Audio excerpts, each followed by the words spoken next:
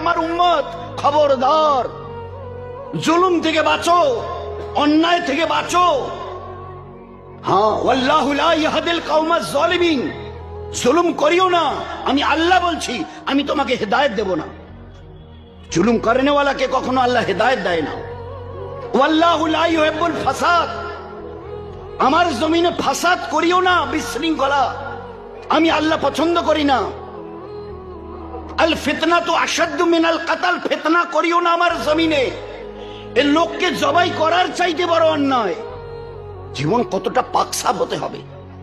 তো শরীরকে পাক করো, হারাম মাল বর্জন করে যত রাস্তা আছে, ধোঁকা, অন্যায়, জুলুম, সুদ, ঘুষ, এর থেকে শরীরকে পাক রাখার জন্য হালাল মাল আল্লাহ দিয়েছেন। এ খাও, হারামে হাত দিও না।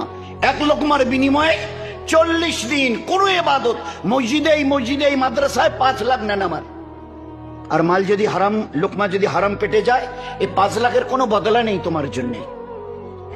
লা ইয়াদখুলুল জান্নাত, লা ইয়াদখুলুল জান্নাত জিসমুন গুদিয়া বিল হারাম। যার শরীর হারাম মালের দ্বারা তৈরি হয়েছে, নবী বলছে কোনোদিন জান্নাতে যাবে না।